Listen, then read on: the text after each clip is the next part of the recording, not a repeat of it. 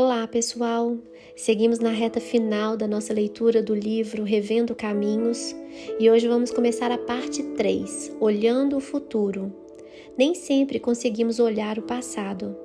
Até aqui, relatei muitas situações que demonstram como a compreensão das experiências do passado podem gerar mudanças no presente e, consequentemente, na direção e caminhos do futuro.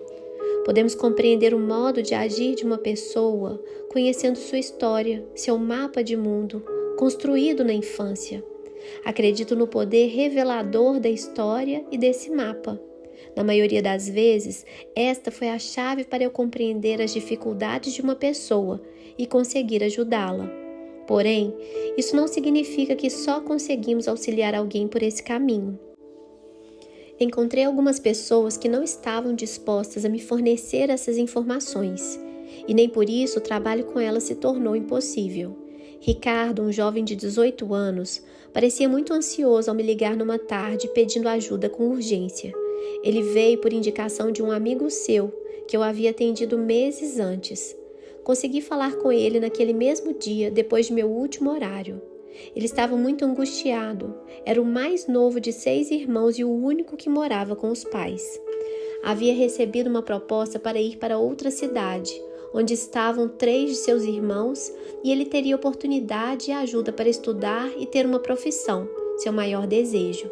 Parecia uma decisão simples, se não fosse pelo seu desespero, por sentir-se culpado de deixar os pais sozinhos e por tantas outras preocupações, como ter que ajudar o irmão mais velho com seus problemas conjugais. Ricardo tinha muita vontade de seguir sua vida, realizar seus sonhos, mas era impedido por um sentimento exagerado de responsabilidade pela família e culpa por não conseguir solucionar os problemas à sua volta. Sua angústia já vinha de algum tempo, porém, naquele momento estava em pânico porque tinha que decidir e não conseguia.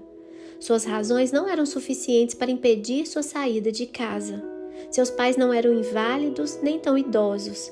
Eles ainda trabalhavam e cuidavam de si mesmos. Seu irmão tinha problemas familiares sim, como todos têm. Portanto, os motivos reais para tanto sofrimento não eram estes. Contudo, ele não conseguia mudar o foco. Negava-se a questionar qualquer outra coisa ou responder qualquer pergunta que eu fizesse no sentido de compreender melhor sua história de vida. Ele queria apenas uma solução e havia deixado bem claro que não estava disposto a voltar ao consultório. Procurei alguns caminhos para ajudá-lo a pensar sobre dificuldades que ele não estava percebendo, sobre alguns motivos que poderiam estar por trás de toda a sua preocupação e angústia, mas não fui bem sucedida. Ele parecia não me ouvir. Fiquei preocupada com o que poderia acontecer caso ele saísse transtornado como estava. Então, depois de várias tentativas fracassadas, fiquei algum tempo olhando para ele, em silêncio, pedindo a Deus que me desse alguma estratégia diferente. Ricardo havia demonstrado ter muita fé e temor de Deus. Várias vezes disse que temia tomar uma decisão errada que pudesse desagradar a Deus. Então, de repente, cheguei para a frente do sofá, olhei bem fixo para Ricardo e perguntei: "Você realmente se preocupa com o que Deus pensa a seu respeito?" Ele estava de cabeça baixa, balançando as pernas e apertando os dedos. Assim que fiz essa pergunta, ele parou, olhou para mim com um ar assustado e disse: "Claro que sim, eu não suportaria fazer algo que Deus não gostasse." Na verdade, eu não havia pensado na pergunta e nem sabia ao certo onde essa história poderia chegar. Mas consegui que ele me olhasse e me ouvisse. Já era um bom começo. Decidi seguir por esse caminho mesmo sem certeza do resultado. Eu perguntei: "O que você acha que Deus está pensando sobre tudo que está acontecendo com você agora e sobre todas as suas preocupações?" Ele disse que minha pergunta era estranha. Honestamente, eu também achei, mas prossegui, crendo que era a resposta de Deus para mim. Eu não pretendia dar a ele mais um motivo para sentir-se culpado. Pelo contrário, minha intenção era oferecer-lhe alívio para todo aquele peso desnecessário que ele impunha a si mesmo. Então continuei. Disse que estava tentando imaginar o que Deus pensa quando nós, mesmo sem querer, achamos que podemos ser como Ele e fazer o que Ele faz, porque na realidade era algo assim que estava acontecendo.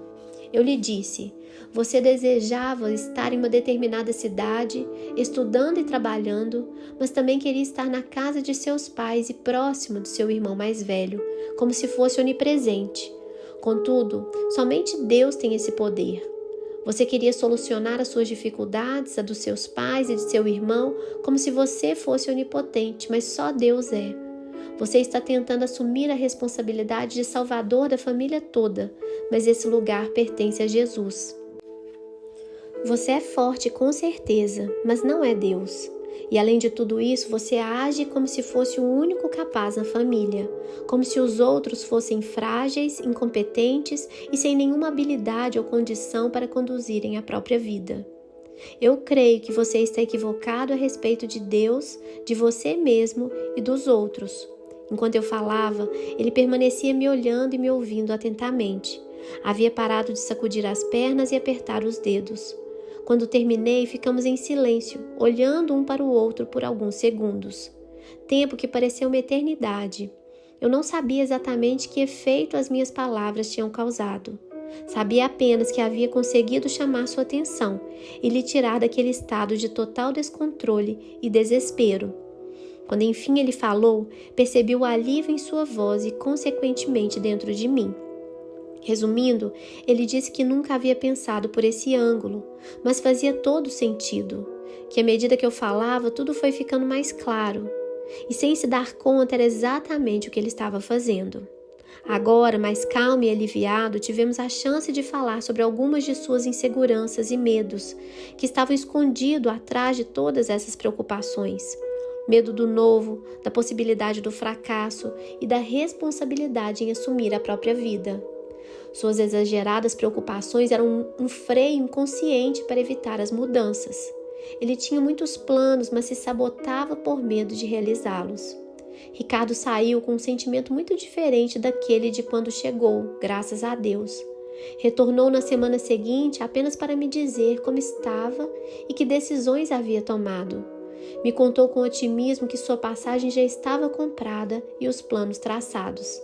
Certamente, havia muito mais a fazer por ele se houvesse oportunidade. No entanto, não significa que não tenha sido possível ajudá-lo. O ser humano é um mistério ainda indecifrável. Que Deus abençoe vocês e até o nosso próximo capítulo.